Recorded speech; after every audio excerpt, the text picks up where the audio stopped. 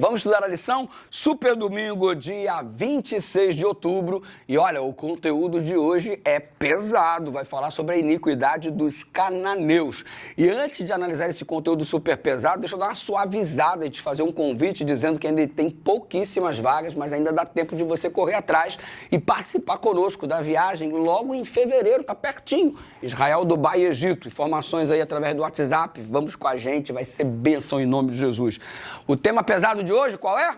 A iniquidade dos cananeus. A primeira coisa que precisamos entender é aquilo que já falamos na semana passada, baseado em Gênesis capítulo 15, verso 16.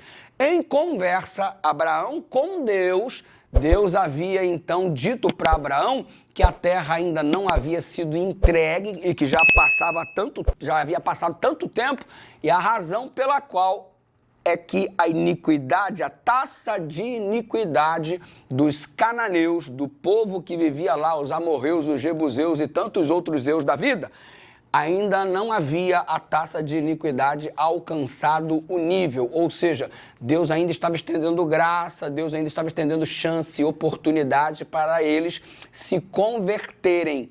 Tendo isso em vista, você percebe que não foi arbitrária a decisão de Deus de destruir a nação. Deus deu a eles todo o tempo de graça, porque Deus é assim, é justo. E somente quando a taxa de iniquidade atingiu então o seu limite, é que Deus disse, pode entrar lá e executar o juízo. Inclusive, crianças foram eliminadas. Ontem eu apresentei a primeira razão, assista o vídeo de ontem, considerando a questão da eliminação das crianças. Hoje eu vou apresentar a segunda razão. Note, havia sempre na cultura a noção da transmissão intergeracional de idolatria. Assim como no povo de Israel, o pai passava para o filho e o filho futuramente deveria passar para os seus sucessores, a questão da cultura religiosa, nos cananeus, nos povos pagãos, não era diferente. Ou seja, o pai tinha a responsabilidade de transmitir, e no caso do povo de Canaã, transmitir a idolatria. Aliás, transmitir toda a filosofia de vida existente no paganismo. Pastor, o que existia como prática que desagradava a Deus, que inclusive os pais passavam para os filhos?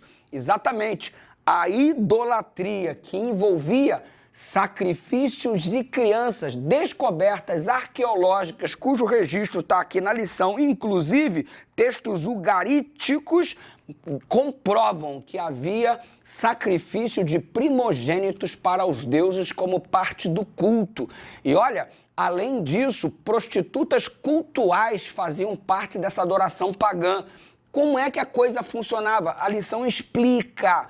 Dizia a lição que a fertilidade da terra era o resultado da prática sexual entre os deuses. E quando na adoração a esses deuses havia prática sexual, havia então por parte do adorador, através de práticas sexuais, o incentivo para que as divindades fizessem a mesma coisa, a fim de que a terra fosse abençoada por intermédio da prática sexual dos deuses. Olha só como é que funcionava. O resultado era que os cultos funcionavam como uma verdadeira orgia, e há registros que compõem todas essas informações, registros históricos arqueológicos. Dessa forma, o culto era uma tremenda perversão a estas divindades pagãs, com toda essa concepção de prostituição como sendo algo plausível na adoração a estas divindades. E tudo isso era ensinado também às crianças. E além do sacrifício infantil, além da prostituição cultural, havia ainda a questão da feitiçaria, da necromancia, do espiritualismo, da adivinhação, e tudo isso relatado em Deuteronômio capítulo 18, do versículo 9 até o versículo 12.